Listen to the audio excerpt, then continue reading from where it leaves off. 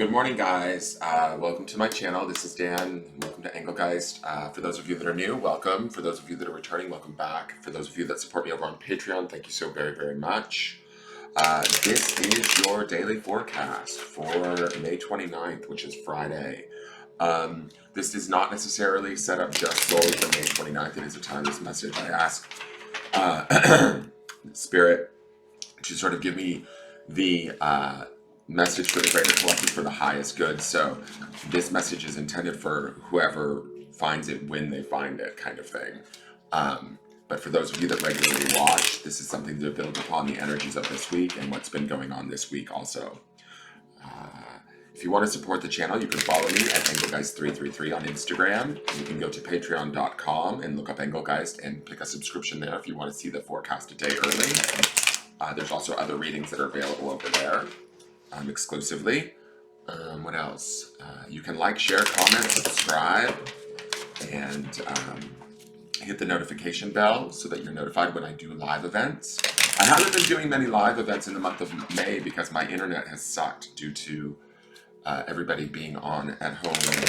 Everybody's on the internet, and I keep calling the company and it keeps dropping, and I end up with multiple videos when I show them my phone. So I'm sorry for that, but that's kind of the reason why. It's been sort of annoying to do a live and lose my audience in the middle of the live. So I've been kind of taking time to myself, which is what we should be doing during this pandemic anyways. What else? I think that's it. So we're looking at the energy for Friday the 29th. We've had some really interesting cards this week for those of you that have been watching regularly. For those of you that are just tuning in, you may want to go back and at least watch Sundays, which is the underpinning energy of the week. We're coming into that spiral of, or spirit of cups, I keep saying spiral. The card is like haunting me. That spirit of cups energy, which would be technically the Knight of Cups in this deck. And so the Knight of Cups is kind of like, this loving messenger in a way. He brings sort of this presentation of a cup. But in this deck that I'm using, it's depicted as a woman wrapped up almost back in the womb underneath a butterfly, which is always a symbol of transformation. So for me, this feels like going inward, reconfiguring, reassessing, seeking out that internal transformation where maybe things that weren't working for us or things within us that weren't working for us, we could actually let them go and transform them into, sort of like the story of the caterpillar to the butterfly, transform them into what is actually individual, authentic, and beautiful about ourselves, right? We've had some strong cards. Yesterday was the Tower card. So those of you might still be experiencing some of that energy and making decisions about what to let go of and what to keep. And those of you that have been following and watching, you guys kind of know what I'm talking about. So I'm just going to get right into it and see what the cards have in store for us today. Keeping in mind that that Spirit of Cups is kind of at play at this point. Wow. No joke, guys. These are some heady energies. This was the beginning of last week's Sunday forecast, I believe, the beginning of the week last week, and this was all about, to me, when I look at this picture, I love this picture because to me it challenges us. It feels like the moon is very present, right? And the moon is always our shadow side, our more softer side. I believe it's associated with the symbol of Pisces. When I think about that, it makes me think of psychic energy, that sort of thing. But when I look at the moon is always about that quieter, more subtle voice, that intuition that's driving us, or that we need to maybe listen to. When the moon card comes up, it kind of brings in this idea of maybe this also falls in line with that Spirit of Cups energy of going inward, kind of getting emotionally centered, wrapping ourselves up and going into that sort of like that, almost that fetal position that we see in that card, that Spirit of Cups card, which kind of allows us to have this communication with ourselves. This house being rocked by this wave, let me just center this a little bit so you can see the full card. This house being rocked by this wave is that Tower moment energy, I feel like, guys. I feel like our foundations are being challenged right now. What we know to be true, what has worked for us in the past, whatever it is that we thought maybe was going to be around a lot longer than it actually is being challenged. And I feel like our intuition is sort of asking us to listen. For some of you, this could also signify, to me, the moon also can sometimes signify depression, emotionality, feeling overwhelmed. The moon comes with a fair lesson to it. It's major arcana. It's not, you know, although it comes in quietly, I feel like, or almost softer than other cards, it packs just as much of a punch, right? And so to me, I feel like this is about us listening to our intuition, listening to our subconscious or our unconscious, paying attention to our dreams is very key now. If we can, I'm not one to always remember my dreams, but I try and pay attention to them as much as possible.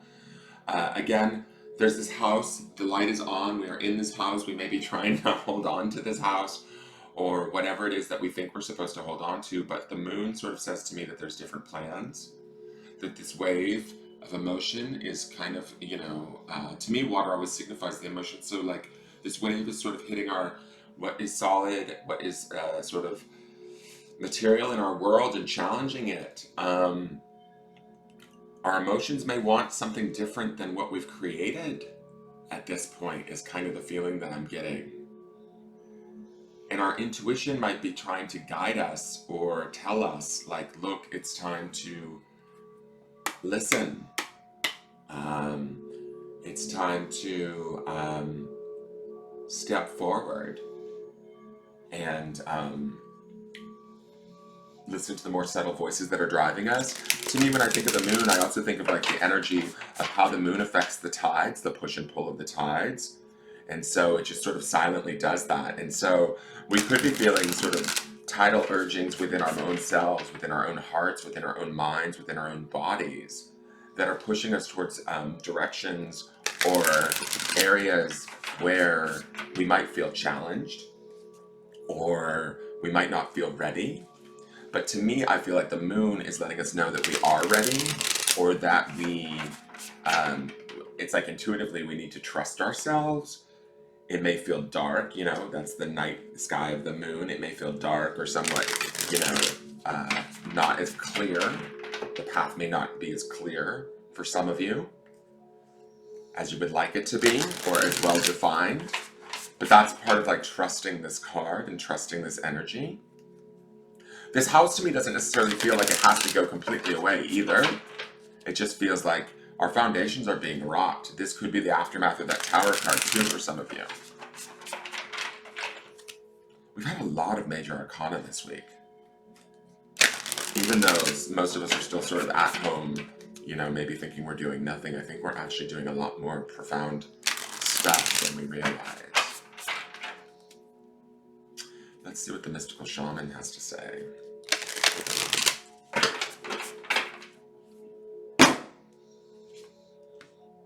We have Pachamama.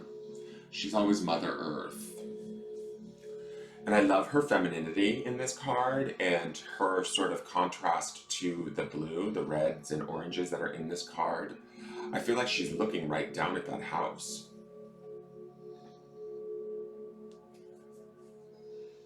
I feel like she is sort of almost challenging us, guiding us.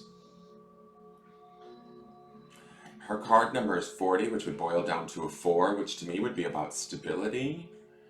I think that, like, where I want to sort of go with this is I almost feel like because we had the Tower card yesterday and things sort of felt unstable, things feel challenged with also that energy of the Hanged Man and everything. This Moon card to me says listening to our deeper, more subtle voices or our internal guidance system may be the answer. I feel like Mother Earth wants to assist us in doing that. I feel like Pachamama is bringing us sort of that that help, that assistance. She's putting that focus on us. She's making us, I feel like in a way, she's almost like looking down at this house, like making us look at the house that we've built, which is our lives. Is it where we want it to be? The interesting thing when I think about this is I know that Saturn has gone retrograde back into, and a lot of planets are retrograde, so that would explain sort of some of these challenging energies. Mercury is about to go retrograde if it isn't already, but Saturn went retrograde back into Capricorn. Capricorn's all about sort of stability, right? So those of us that thought we had something stable that we've been creating during the time that Saturn was in Capricorn, right? That's shifting into Aquarius, right? That's when COVID hit and all of that. Like Saturn moved into Aquarius, which sort of challenged us to go into that like more expansive thinking energy of the air element of Aquarius. And so um, what might have been felt safe or secure for us was no longer safe or secure on a global level when you look at how COVID broke and it challenged everybody and what our day-to-day lives look like over the last few months, right? Well, now it's going retrograde back into Capricorn, which I feel like, to me, and this is going to sound strange, but I'm looking at these cards, I feel like this is a second glance at our lives. What do we want to let go of? What do we want to change? How do we want to go about changing it? And the more subtle energies are asking us to sort of listen. Mother Earth is also asking us to listen. What have you built upon me? And is it what you want? Because I feel like, and this is part of that spiral card or that portal card that I was seeing, it's like the doors are opening and closing and we're not aware of it. So like whatever we're trying to hold on to, we could be sort of keeping for a really long time. Moving forward into a time that might be a little bit challenging in the first few years as Saturn and we as a people settle into this different energy of the great teacher Saturn, right? So I feel like Mother Earth is sort of like looking at us, allowing our foundations to be rocked so that we can sort of decide, is this what we really want? Is this what we came here to do? Is this what we came here to create? Is this the relationship that we want to have with our environment, with our world? Because I kind of feel like, and this is funny, but I kind of feel like whatever it is that we've been working towards or that we thought we were working towards maybe isn't quite cutting it. And so I feel like Pachamama with this number 40, which boils down to that 4, brings about this idea of stability. To me, I feel like she challenges us to look at where we are in our world. Both I'm talking about in all aspects, mentally, emotionally, physically, what is going on in our world, what needs to be changed, what needs to be let go of. Is now time for a deep transformation. That would be that Knight of Cups energy, or that Spirit of Cups going into the ground with that butterfly laying over her from Sunday. And it's funny too because she's in the earth, which is Pachamama. She's like incubating in the earth or healing herself by going inward and connecting to the earth. All right, let me read Pachamama for you. I hope this makes sense, guys. All right, the essence. Pachamama represents the unconditional love that the earth has for all her children, including the stones, the planets, the plants, the animals, and humans.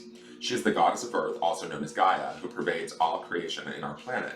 Thanks to Pachamama, our timeless soul can experience life in a biological body. The joy and pain we taste during our brief time on Earth are invitations to discover the boundless love of Pachamama. The invitation: you are a child of the Earth. Now is the time to eat right, love right, and be joyous, regardless of the circumstances you may find yourself in. So if our foundations are being rocked, she's challenging us to look at that and then also enjoy ourselves. Be grateful for what we have. And then I just said that, and then the next line is, be grateful for your life, your body, and all that nourishes you. Pachamama invites you to relish each breath, embrace your joy and your pain equally, and discover love through both. Let Pachamama know how much you appreciate all her blessings with an act of service such as planting a tree, helping save an endangered species, or protecting the ocean. The medicine. You still believe that you have been cast out of the Garden of Eden, that you are motherless and homeless. You suppose that you need to work very hard to survive or thrive. It's time to stop suffering, let go of that old myth, and realize that you were given the garden to rejoice in and to become a steward. Your melancholy is really a longing to return to the heart of Pachamama. Listen deeply to the mother who is always there for you. Walk in beauty and honor all life. So I also think that idea of honoring all life brings us to this place of where in our life are we honoring ourselves? And that might be these more subtle moon energies, these sort of shadowy energies that are coming in. This could be sort of emotional energies, tides that are pushing and pulling us, challenging us to feel some things that we maybe don't want to feel right now, right? Some of us could be feeling depressive, stressed out, anxiety. These are things that sort of challenge us to know that, like, okay, something is afoot, something needs to be adjusted, something not, like, it doesn't have to be a major adjustment, but we need to sort of connect in and then sort of ground to the earth. That's sort of also the Pachamama's energy. Because once we're connected in, or we're aware of some of these more, you know, push-pull energies that maybe feel uncomfortable to us, the opportunity here is to ground into Mother Earth and have her center us and maybe almost reconfigure us into a present time energy or moment that allows us to sort of make adjustments where needed. The other thing that that's funny, that the stone that was the Sunday grounding stone that sort of runs throughout the entire week is that stone of friends. And I think about this idea of realizing that the Mother Earth is your friend or your mother, that she is there for you, your relationship to the earth that you walk, and how important that can be. Let's see what the grounding stone is for today.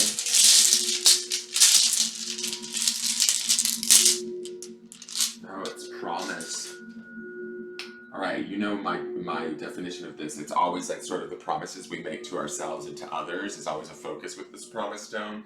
But it also always makes me think of that word like the promised land, where it's like everything can be filled with so much promise, so much opportunity, so much abundance if we allow for it, right? If we sort of seek it and work for it. And I kind of feel like that's also this Pachamama card, is even though maybe our foundations are being rocked, I sort of feel like she's looking at this house and she's saying, it's okay, this needs to happen, allow it to happen, do it with grace, seek out the promise, seek out, you know, the opportunities here that allow us to grow, to change, to adapt, to become more intuitive, to listen to those more subtler voices, to become more in tune with the energies around us versus fighting against them. Are we being flexible and fluid like the water, or are we being sort of, you know, stiff and resistant like this house? Right? The other thing that I like about this is this moon is here. This promise it sort of looks like the moon in its perfectly circular stone shape, and it kind of reminds me of that. So I kind of ask, like, the question here that crosses my mind is, what sort of promises have we made to ourselves in this moment? What are we trying to achieve? And how do we go about finding that? What promises have we made to our earth? What is our relationship to the earth? Why did we come here? What were the ideas around, you know, what we wanted to create and the promise that brings? These are all questions that I ask you to ask yourself today. I think that they might be nice, that this idea of promise is sort of not only a commitment to oneself, but also the commitment to one's sort of earth, or to Pachamama. And then the promise is also the idea of opportunity through those relations to ourselves and to the earth. It's filled with promise when we sort of ground into that and connect to that. So that would be my guide for you guys today, or my offering for you guys today. That is your reading. I look forward to seeing you tomorrow. Thank you so much for tuning in. I love you. Take care. Bye-bye.